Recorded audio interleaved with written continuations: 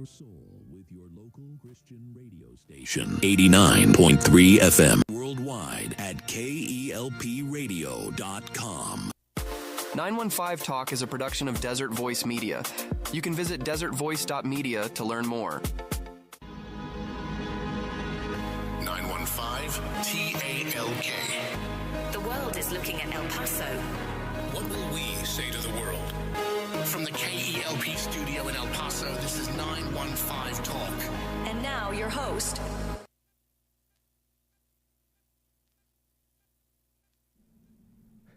Good afternoon, beautiful citizens of the borderland. This is 915 Talk, and I'm your host, Andy Frecka. We are broadcasting from the heart of the world's largest borderplex. We're here at the KELP studio here in El Paso. We are sending out waves of positivity and truth via amplitude modulation at 1590 AM, frequency modulation at 95.9 FM and 89.3 FM up in Las Cruces, and streaming worldwide at KELPradio.com. Mac Daddy Del Norte, how are you doing this afternoon? I'm doing great, Andy. How about yourself?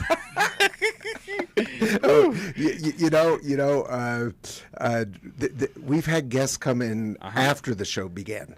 Yeah, that was always interesting. Oh yeah. No, we're on time, man. We're good. We're good. Yeah, we're doing good today. Definitely. And we're learning every day, aren't we, Mac Daddy Del Norte? Yes, we are. Yeah, and you know what I'm thinking about today? What are you thinking about? I'm thinking about all these different personalities that lived here in the borderland over the years. Yeah. Right? So who are some of the ones that we've talked about recently? Recently? Yeah. That haven't aired yet? Either way. Yeah, so we've had Bettis. Yeah. Well, I was thinking historical. Robert Bettis is still with us. Bernie Sargent. Yeah, Bernie Sargent is our local historian, and we talked about, who did we talk about with him? Do you remember? We talked about Juan de Oñate. Yeah, we talked about Oñate. And then we talked about a guy from El Paso who's very deserving of a Medal of Honor. Who was that? I forgot. Yeah, you were sleeping. But no, I wasn't. yeah. But there was. I probably haven't edited it yet. No, you were there, right? There was this soldier during World War I from Mexico, but he spent his life in El Paso, and he's deserving of a Medal of Honor. Okay. And Bernie Sargent's kind of pushing that. And today we're going to learn about a new hero of the borderland. Oh, okay. A new personality, someone that I love this program because I get to learn all these new things. Yes. And he's someone I've heard about. I see his name around town. There's a park named after him. Oh, okay. Yeah. Just these other things. There's an institute in town. Nice. Yeah, we have the head of the institute right here. Oh, sweet. Sitting in the studio. Yes, sir. Yeah, all our guests are special. Yes, definitely. And because we are faith-based radio, we do believe that they're special because they're unique expressions of an endlessly creative God. Yep. But in this situation, it's someone who has quite a background. I'm sure we'll reference that throughout the program. But really, we're going to be talking about a man by the name of Tom Lea. Oh, nice. Yeah, okay. And so we have the head of the Tom Lea Institute with us. We're just going to be talking about the Tom Lea legacy and all of that. So without further ado, wherever you are, let's give a very warm borderland welcome to the one, the only, Holly Cobb.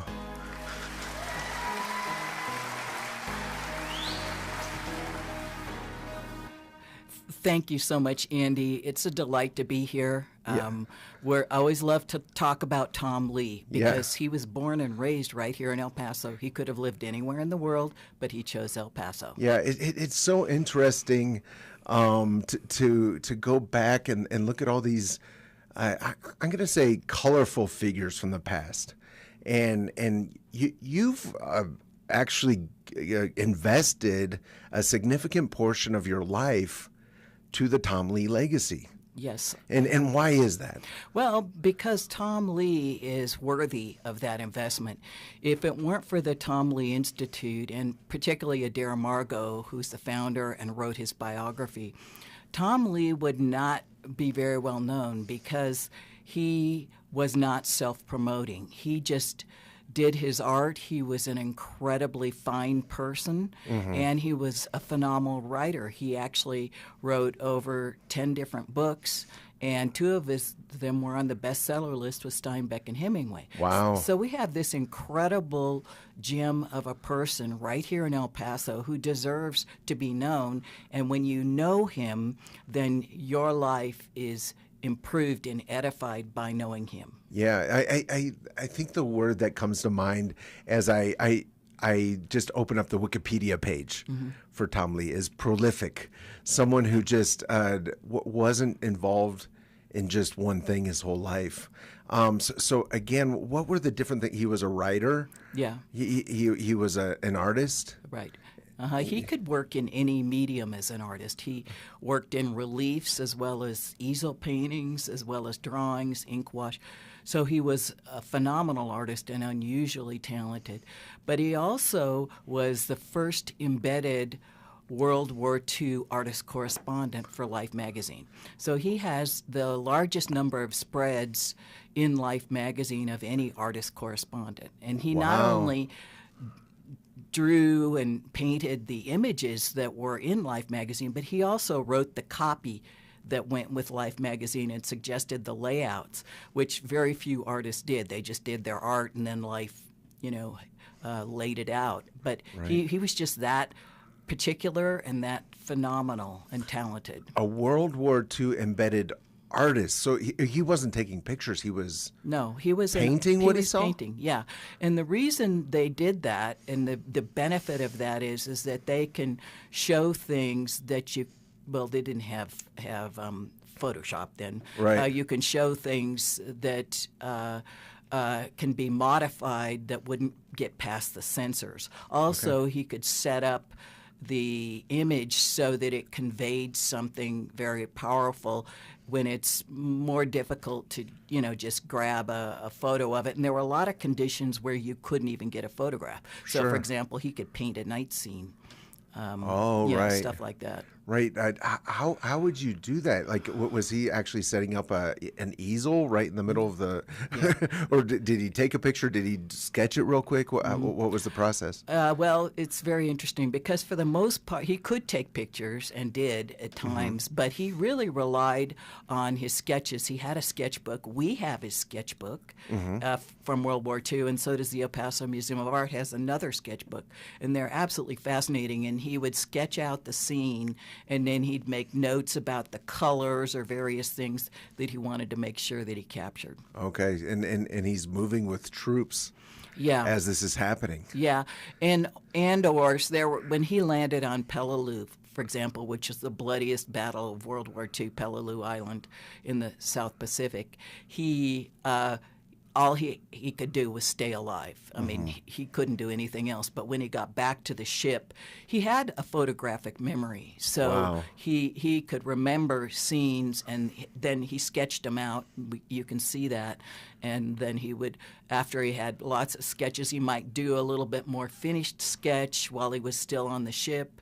And then he would go home and actually do the completed paintings. Right. So for those listeners right now who are younger, and maybe you're being driven home from school by your parents, and they have this radio show on, and it's kind of just in the background.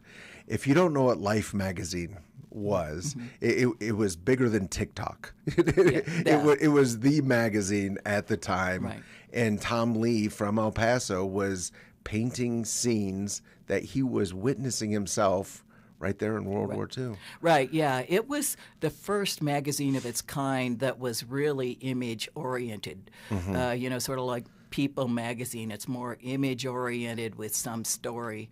Right. And this was revolutionary, and the reason they did that was because of World War II and wanting to bring the war home to people.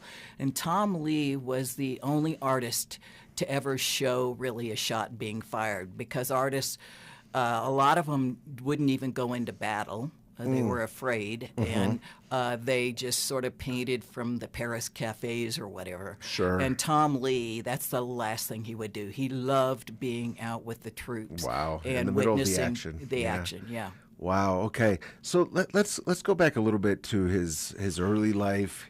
He was born here in El Paso to a prominent family. Yeah. His dad was the mayor of El Paso. He was also a prominent attorney for the defense. Right. He defended, horse thieves and oh wow, you name it. He defended him, and he was very good at it.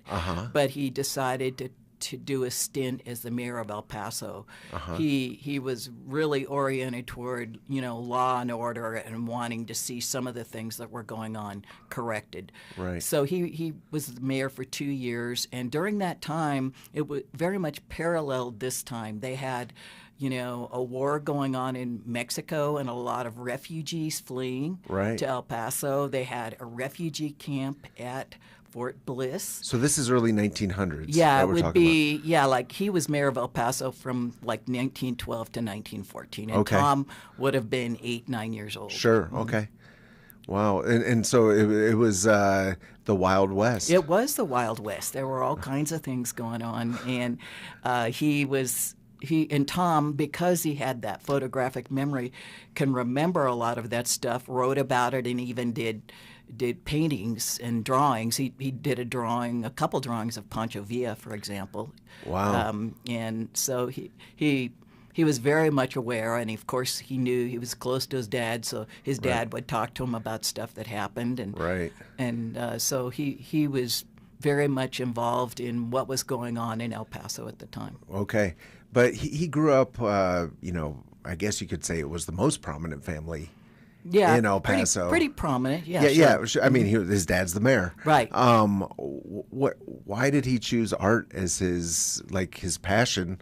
I mean, it would make sense for him to follow a career in law or politics. Yeah, that's a very good question, Andy, because his dad was not an artist. His mother was not an artist, but his uncle was an artist. Oh, okay. And his dad, his uncles, well, I guess their parents did not want his uncle to become an artist, and so he became very depressed, and it was extremely difficult for him. Oh, wow. And his dad saw that. His brother suffered tremendously, and he could see Tom had tremendous artistic ability even at a very young age. And Tom loved art, and so his dad encouraged him to pursue it. Right. So how did he pursue it? You say he's talented. Did he go off and get some training, or was he just so natural that he just did it himself? How did that work? Yeah, he was a natural, and he took art classes at El Paso High all 4 years, and he loved his art teacher there, and she taught him a lot. He actually paid attention in high school. And he also says everything he needed to know about writing he learned in high school, too. Okay. He really respected his teachers at El Paso High. Right. And then they recommended that his art teacher basically recommended that he go off to the Chicago Institute of Art because there was a good Western type there. His name was John Warner Norton. Okay. A good manly role model, They were afraid that he was going to get weird, and so he did go off to art school. He was there for 2 years, and he was mentored by John Warner Norton, who was a great muralist and a great artist. And then at a certain point, Tom just got sick of kind of the games you played to do what the teachers wanted you to do in art school. So, for example, he was in a human figure drawing class, and the teacher wanted him to draw circles, this human figure using circles, and he's like, that doesn't make any sense. I just want to draw the figure, And so it was stuff like that frustrated him. And then John Warner Norton had a lot of commissions, and he hired him to do a lot of commissions. So you'll actually see his art on murals in Chicago. And he also did advertising and stuff. So he just began to become too busy to go to art school anymore. And so he was very much kind of self-taught after that. He really was able to learn and teach himself and observe and so forth. He was like the Bill Gates of art school. Yeah, he didn't, exactly. He started but didn't quite finish because he was running ahead of the game, so to speak. And so at this point, it would have been the 30s, right? Yeah. Late 20s? Yeah. Right. 30s. And then 30s. in that time, so he was just doing art up until World War II, and so he was known as being an artist and muralist, and that's why he was invited to be the correspondent. Is that correct? Yeah, he.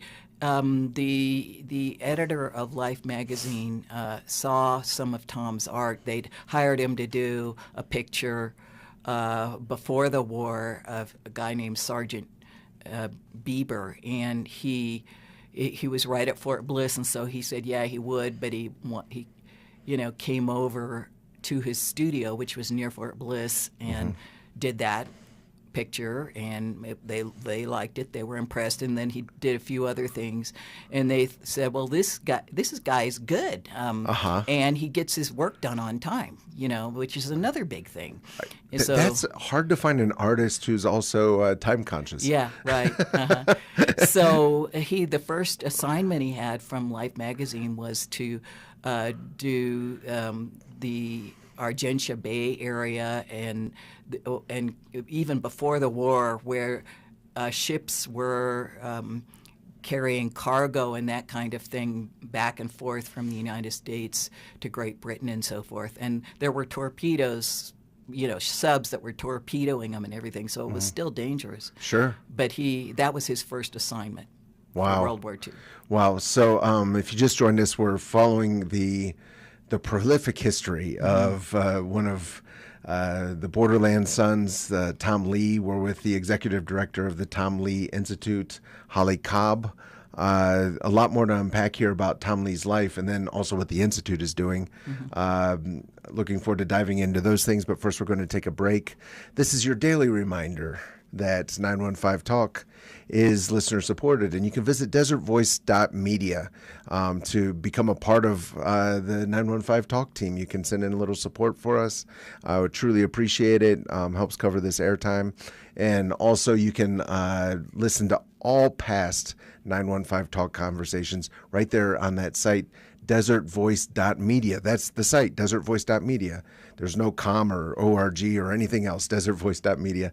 Would encourage you to pay a visit there. Would really appreciate it. We're going to into a break. Do not touch that dial. We'll be right back. Don't touch that dial. 915 Talk is listener supported and is a production of Desert Voice Media. That's right. It's people just like you who make this program possible. Together with Desert Voice, you can learn how to better serve our neighbors and pray for our community. To become a Desert Voice Media partner, you can visit desertvoice.media. That's right.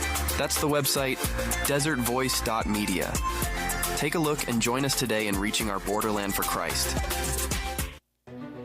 Hey, this is Pastor Ricky Alcantara from Better News Radio right here in El Paso, Texas. And I want to extend a special invitation to you to join us on Easter Sunday. Our church, Cross of Grace, is going to be gathering in a special off-site service at McElligan Canyon. We hope to fill up that amphitheater with people singing about and hearing about the good news of Jesus Christ. You can find more information on our special Easter service at crossofgrace.net. 915. Testify.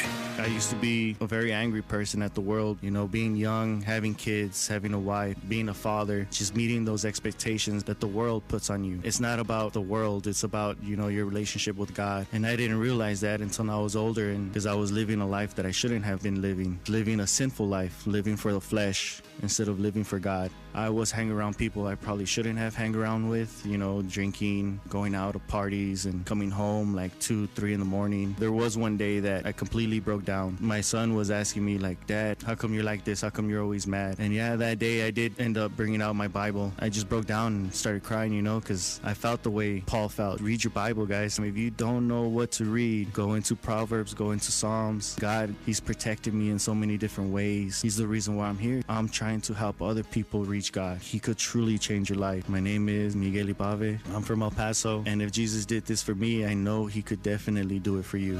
And they overcame Him by the blood of the Lamb and by the word of their testimony. KELPradio.com. We're back. You're listening to 915 Talk.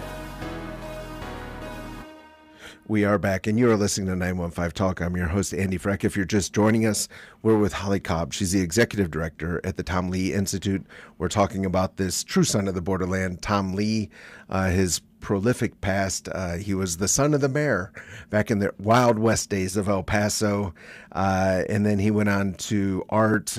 He was a war art correspondent, which is kind of interesting because you were saying, Holly, it's a matter of maybe just capturing the emotion of the situation, which or capturing a scene at night, which there wasn't really equipment for back then, and really only an artist could truly do that. And so that's why Tom was there, and he was right in the middle of the action. He didn't shy away from it. But before that, he had gone up to Chicago to get his formal training with a manly artist because I guess his family thought it was okay for him to be an artist as long as he stayed manly. And anyway, that's where that brings us to. And again, you've devoted so much of your life to this. There's an institute. What is it? What else would the Tom Lea Institute want the people in El Paso to know about Tom Lea? Well, Tom Lea, again, we do a lot of curricula at the Institute. Okay. And we have curricula ranging from second grade all the way to high school. And part of the reason for that is we want to teach regional history. There's no curriculum per se to teach students about El Paso. And as a result, El Paso has a brain drain. All the talent leaves El Paso or wants to leave El Paso if possible. And they don't take pride in this region. And so we introduce them to Tom Lea and his art of this region, which shows it off in a very powerful way, and his words and so forth and what he did.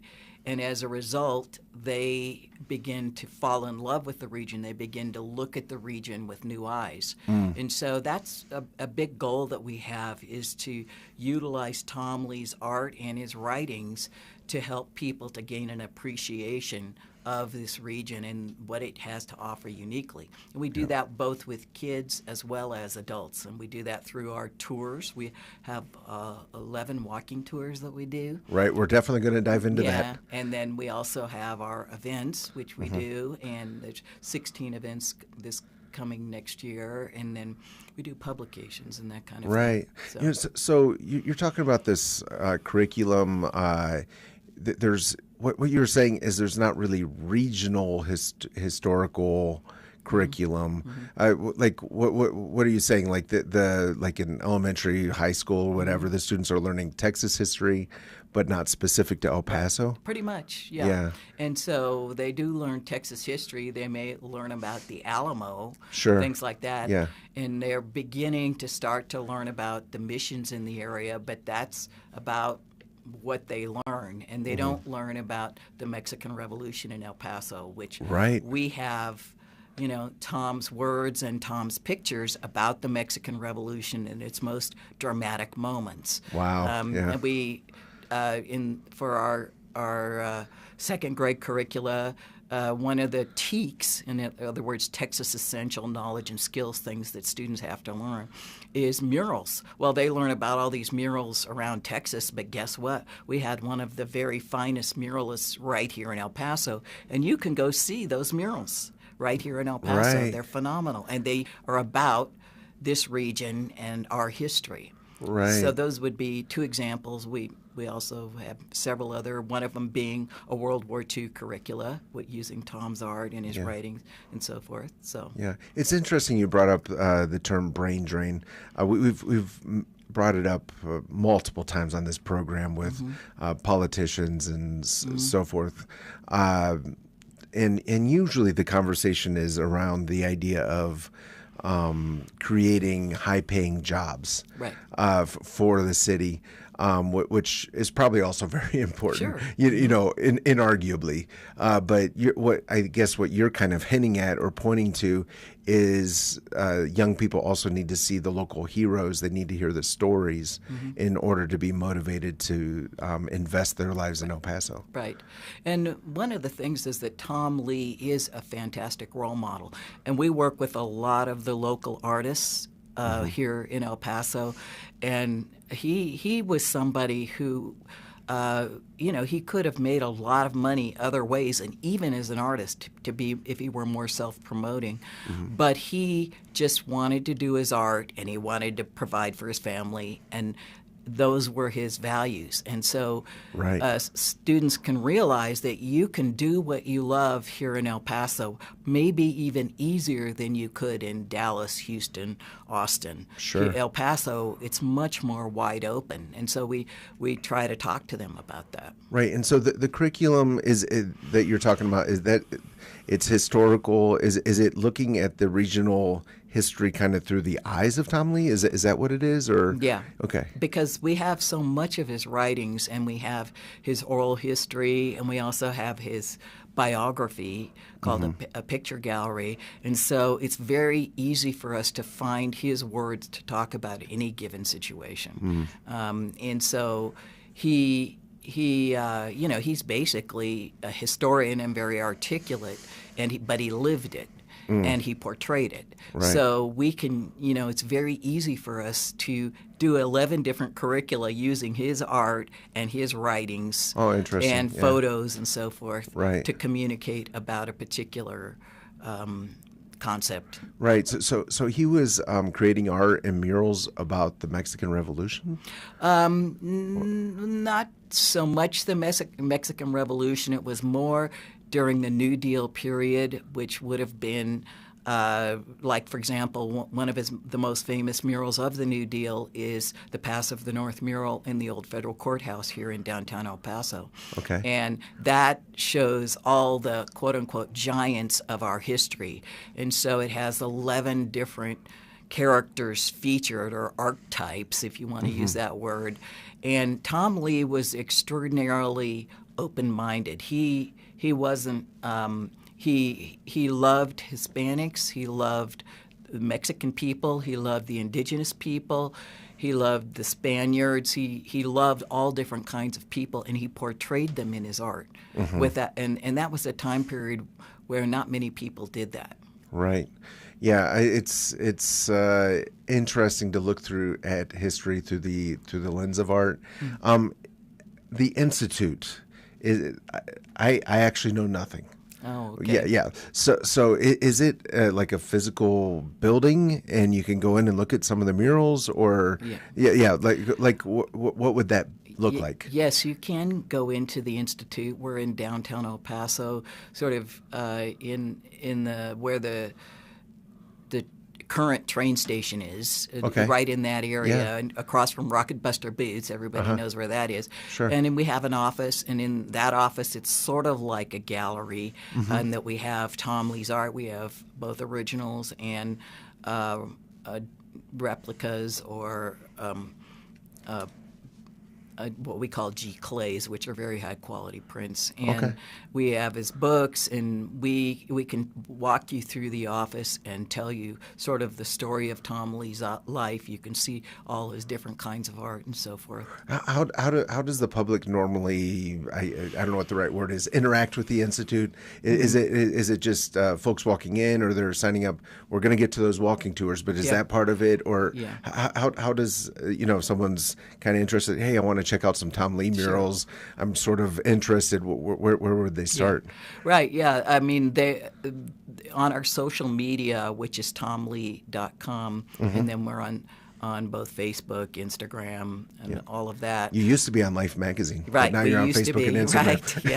Right, So that's the way a lot of people interact with us, because we have our events there. We have information about Tom Lea and his art there, and so forth. So that's probably the biggest way that people interact with the Institute. But they can come to our offices also. Very, very cool. Very cool. So the Tom Lea Trail. I have a confession to make. Holly Cobb, Executive Director of the Tom Lea Institute. I thought the Tom Lea Trail was going to be a hiking trail somewhere in Northeast El Paso. Right. That's not what it is. No. It's. I learn something new every day. Right. So what is it? It is basically sites that are significant to Tom Lea's art and life throughout Texas, New Mexico, and Mexico. Okay. So you could go to the Tom Lea Trail in Dallas, and you would go to the Dallas Hall of State, and there would be 2 of Tom Lea's murals there, for example.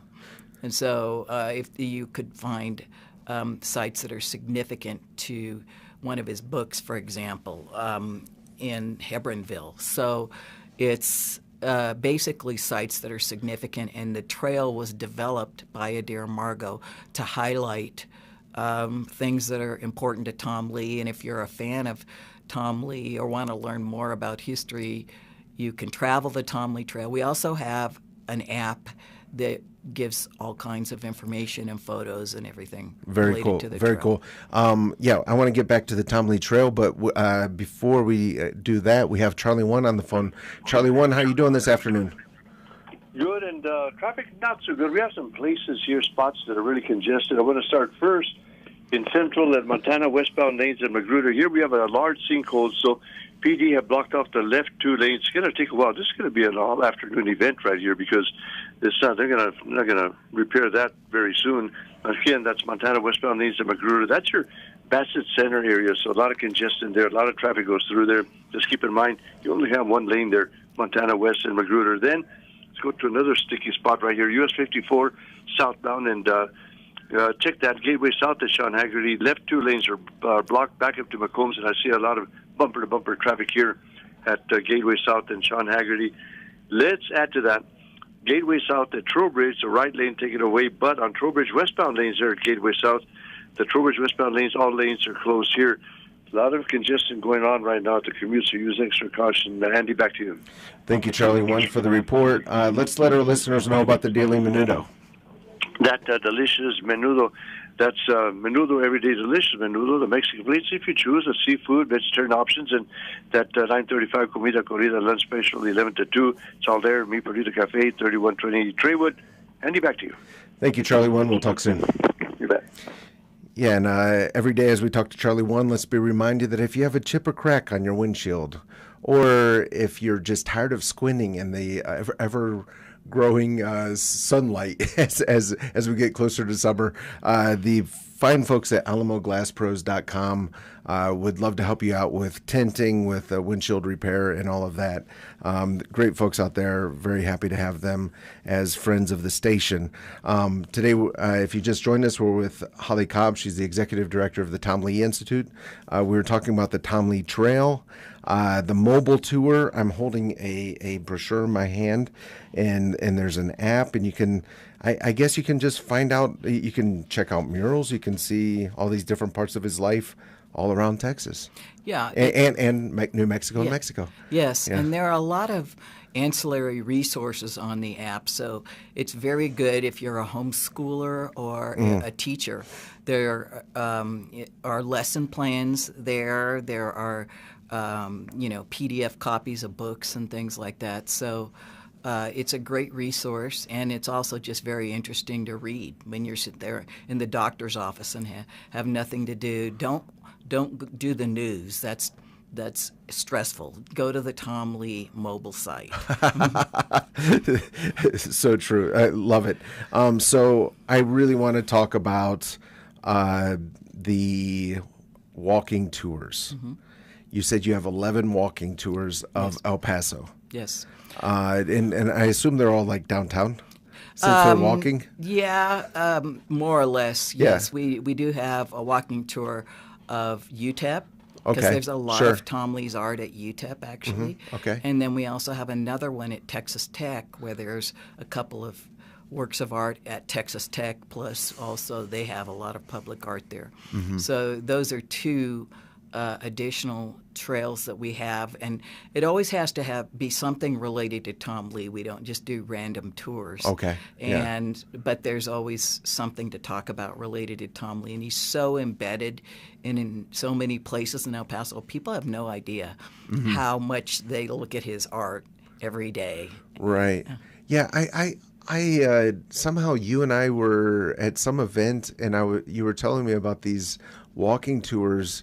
A lot of people go on these tours. Yes. Yeah. Give me an idea of how many tours you're doing. And well, we do about 10 tours a year, one a month. One a And month. We have probably 100 people who sign up for the tours, and maybe 50 actually show up. That's El Paso.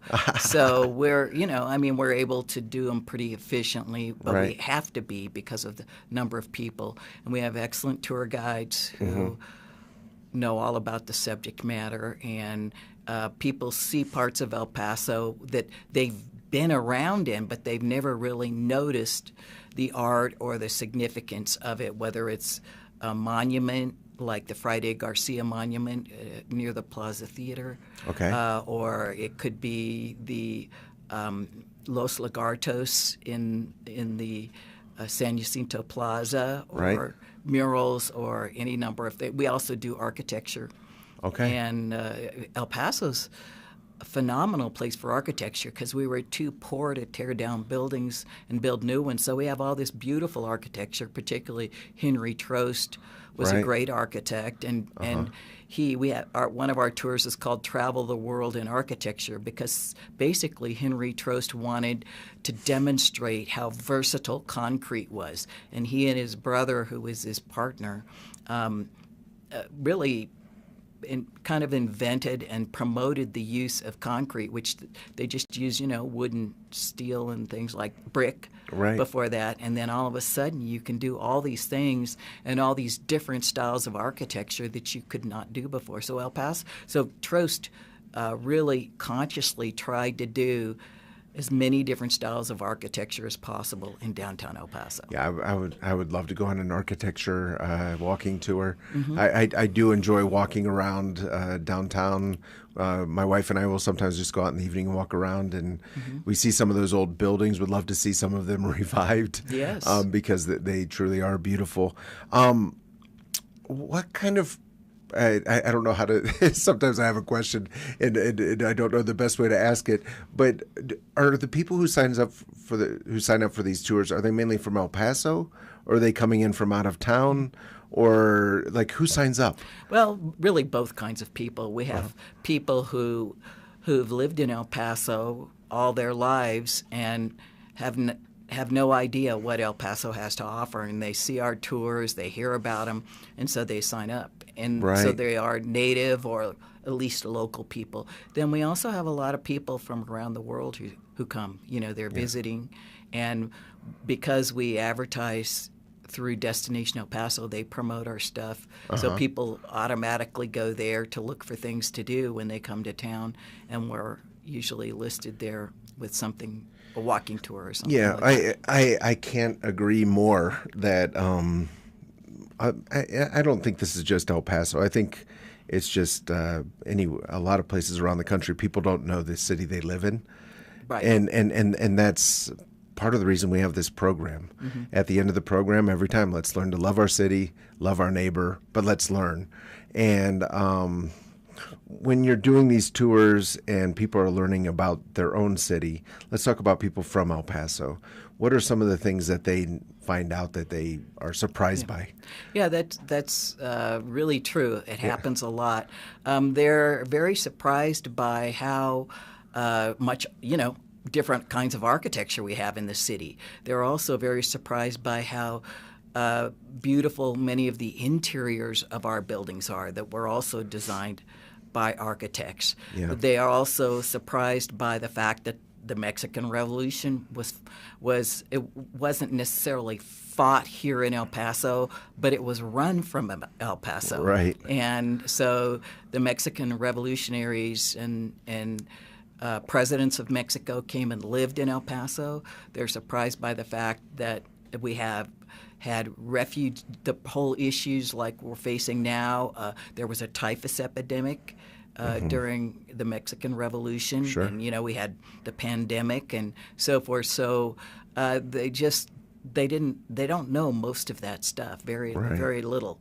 And of course about Tom Lea and how prolific he was, how much he loved this region. He could have lived anywhere. Right. So 100%. Yeah. Love learning all these things. We're about to go to a break. If you just joined us, we're with Holly Cobb. She's the executive director of the Tom Lea Institute. And I don't think we're going to get to everything that the Institute's doing during this time together, but their website is tomlea.com. Now, it's not Tommy Lee. Tommy Lee is from Motley Crue. Mac Daddy Del Norte told me that before we went on air. I wouldn't have known because I don't listen to Motley Crue, but it's not Tommy Lee, it's Tom Lea. And the way you spell it is Tom, T-O-M, Lee is L-E-A. And it's tomlea.com. And we'll have that also in the show notes. If you visit desertvoice.media, we'll post it tomorrow morning. We're going to go and do a break. Do not touch that dial. We'll be right back. Don't touch that dial.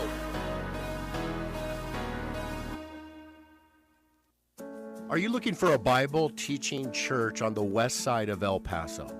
This is Terry Gray, pastor of Calvary Chapel, Sun City, and speaker on the Summons broadcast heard each weekday at 5 p.m. here on this station. Calvary Chapel, Sun City is located at 960 West Borderland Road on the west side of El Paso. We hold services on Wednesday evenings at 7 and on Sunday mornings at 9 and 11. You can find out more information about us on the web at www.ccsuncity.org. The Lord bless you, my friends.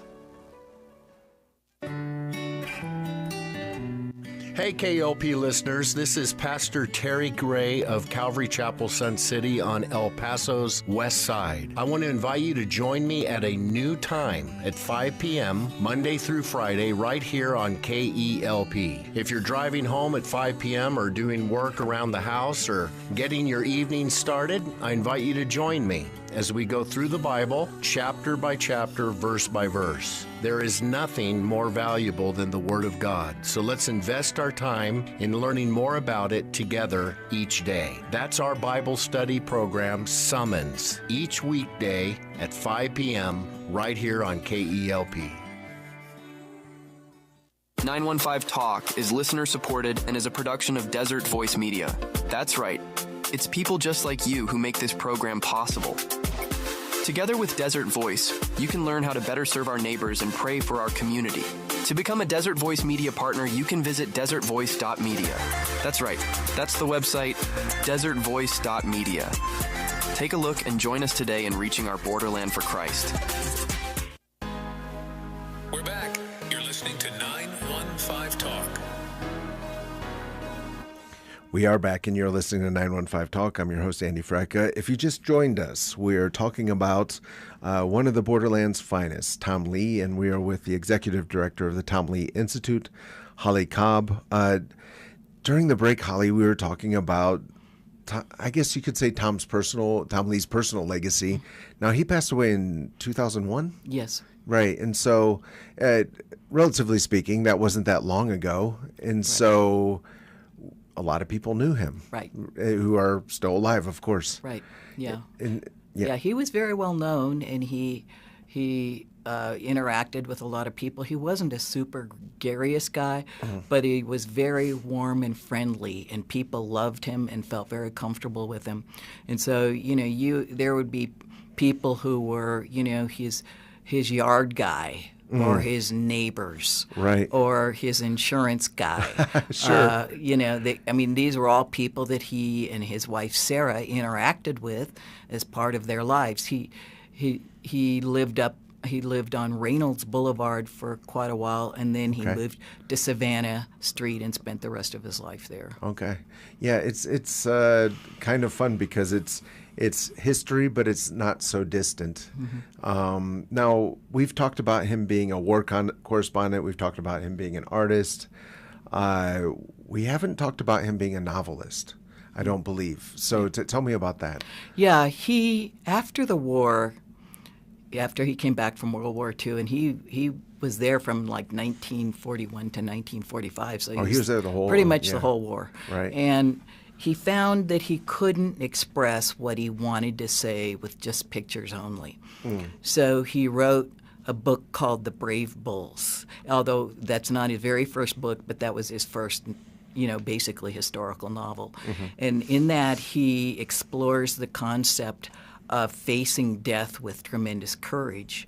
And he looks to matadors, because he loved bullfighting, which was a very big thing when he was, in his young years and middle age. And so he felt like, matadors purposely, consciously go into that ring with a giant,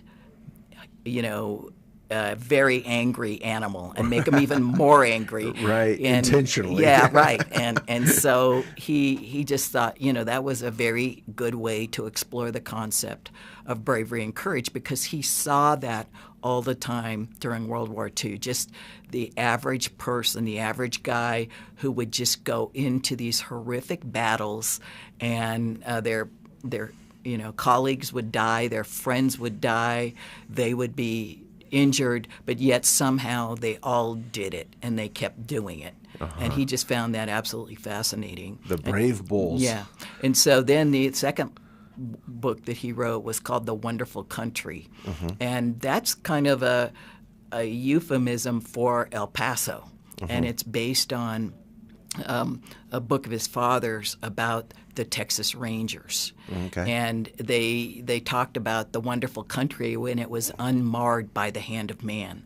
And so it's the El Paso is called Puerto, and Fort Bliss is called Fort Jethlin, and it's about a guy who's trying to decide which side of the border he belongs on.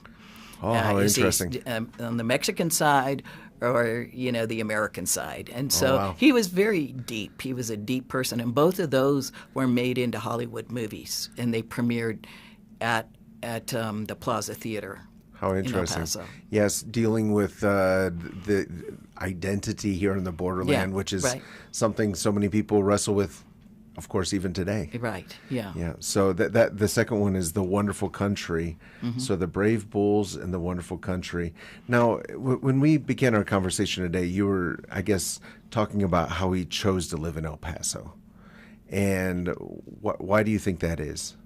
Well, he loved the region. He just loved the bicultural region, because there's really no place else like El Paso where you're right here on the border. He loved going over to Juarez. He did it all the time. He loved Mexico. And then he also loved the people here, and he loved the light, because he said that the light was unlike any place else in the world except Australia. The light? Yeah. The sunlight? Yeah, the sunlight. It's got a pure quality to it that you don't find elsewhere. Wow. Okay. It's good for us to be reminded of that in the year 2025 when we have so many windstorms. Yes, that's true. Yeah, maybe they didn't have so many back then. I don't know. Right. And at the beginning of this program, one of the during the intro, we say this: the world is looking at El Paso. What will we say to the world? Right. And the reason we put that question at the beginning of the program is because the world is looking at El Paso. It's looking at the border. Very often when there's different situations, the national television rushes here and starts recording footage. But so rarely is it people from the border sharing our story with the world. So Holly, if you had the chance to just share one or two things about this region with the world, what would you tell them? Well, that's a good question. I mean, I can tell you more about what Tom Lea might share than what I might share, but we could do both. Yeah, right. Yeah, no, I think El Paso, and I've lived on the East Coast, I've lived on the West Coast, and been all over the world, and I think that it is a very unique place. The bicultural, binational flavor of El Paso makes it a very rich and nourishing experience to live here. And Tom Lea found El Paso to be very nourishing. He also found the landscape to be very nourishing. Where everybody thinks of it as brown and ugly, Tom Lea saw it as extremely dramatic and varied, and sort of architectural in its nature. And one of his good friends said, you don't have any trees in your backyard. And he said, well, you don't have a mountain in yours, you know. And so he loved Sure. the Franklin Mountains, especially. And he wrote kind of a poem, epic poem, if you will, about the Franklin Mountains, which is really beautiful. And then he also drew them and painted them a lot. And then he walked in them every single day because his house was right on the edge of the Franklin Mountains. Very cool, very cool. Another question I like to ask is if you could change anything about El Paso with just, you know, a snap of your fingers, what would that be? But the windstorms, for one thing, yeah, right. Yeah. That's my least favorite thing about El Paso. And then what do you think Tom Lea would say about El Paso now? Do you think that he was looking for something more, or was there anything that he would have liked to have seen changed or different? Well, I think, you know, he grew up in a time when El Paso was a very much smaller place, and you could walk in primarily around downtown El Paso, in the central part of El Paso, and you would see people you knew and run into, you know, like he could watch the Mexican Revolution from Pill Hill, you know, which is Where is that? It's in downtown El Paso, but it's up near the edge of the Franklin Mountains. Okay. It's where the hospitals are. Okay, That's why they call it Pill Hill, and all the doctors' offices. Pill Hill. Right. Yeah. So he, you know, he had a lot of very unique experiences for it being such a small place. Sure. There was still a lot of very interesting things going on, and he participated in that. Yeah, it's interesting. We touched on, we're talking about Tom Lea, a historical figure. We're talking about murals. We're talking art, novels, Life magazine, but we're talking also about current events. And you mentioned brain drain. And the other thing I think you're kind of hinting at is another subject that's come up multiple times on this program is making El Paso walkable. And you know, El Paso is growing, but how can we live a life where we get out, we walk around, we see our neighbors, maybe even there's a grocery store we could walk to, or a convenience store at least. Right. So it's very interesting to look at history and then how it applies to us today. Right. And that's exactly what you're doing at the Tom Lea Institute. Yeah, we're trying to do that. And the thing that's interesting is of course, there is an effort by the Paso del Norte Health Foundation with the, you know, I think it's 50-mile trail they want to see happen and stuff.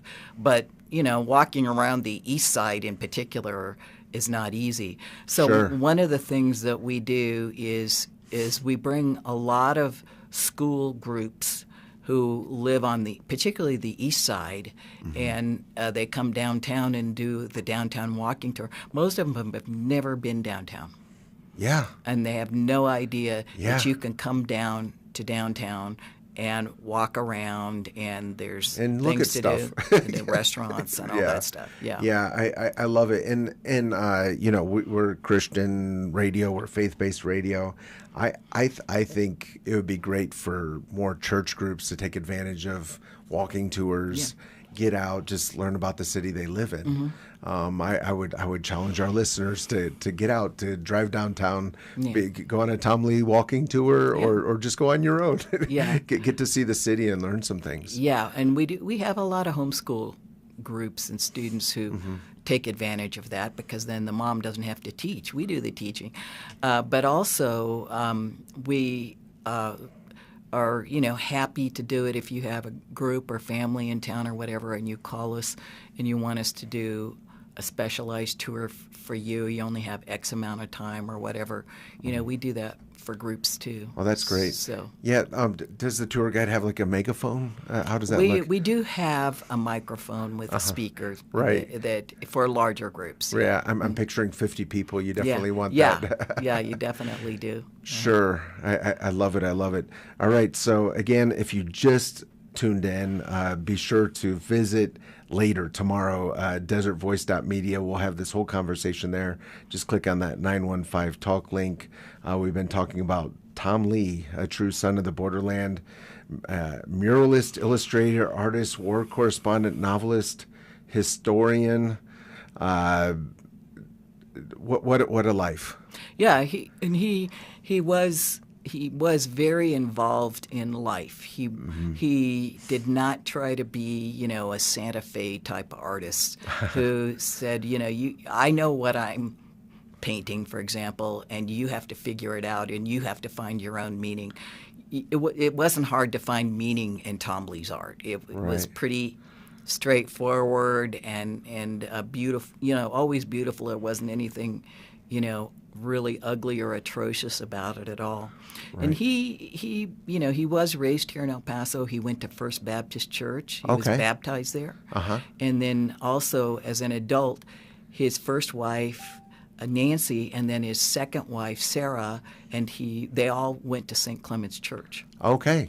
I think we then need to do a shout out to First Baptist, but especially St. Clement's Church. Yeah. So his parents, made sure that he went to church. That was important to them, and he was a man of faith himself. Oh, very, very interesting. So he grew up in First Baptist and later on went to St. Clement's. Right, as an adult. Yeah. Okay. Yeah. Very, very cool. Yeah. Yeah, and those are two historical churches. Someday I'm going to get Father Cobb from St. Clement's, and your husband, to talk about the history of St. Clement's and all of that. It's quite a storied past. Right. Yeah. Tom. People look at Tom Lea and Tom Lea's art, and they try to make some kind of a political statement. And Tom Lea, just didn't engage in politics. He had opinions about things, but he was not about making a political statement with his art. He was more about portraying the culture, the history, and the people. And he was an inspiration to a lot of the muralists that you see downtown. We'd have a tour called Los Murales de Segundo Barrio, and Simi Alvarado, who's one of the most prominent muralists in El Paso, does the tour. Oh, cool. And so, a lot of Tom Lea's themes from his murals actually appear in some of these, contemporary murals. Very cool. Yeah, I encourage folks, go to tomlea.com, TOMLEA.com, and you can check out the gallery. You can check out some of the paintings, find out about the walking tours, education, events, all of that. Holly, thank you for coming in today. It's my privilege and pleasure. Thank you very much, Andy. I'm enjoying learning each and every day here on 915 Talk. But again, we were with Holly Cobb, Executive Director of the Tom Lea Institute, learning about one of the borderland's most prolific sons. And as we say at the end of 915 Talk each and every day, let's learn to love our city, love our neighbor, and give God all the glory. This has been 915 Talk. You have been listening to 915 Talk, a production of Desert Voice Media. In order to listen to previous editions of 915 Talk, just visit desertvoice.media. Let's learn together to love our city, love our neighbors, and give God all the glory.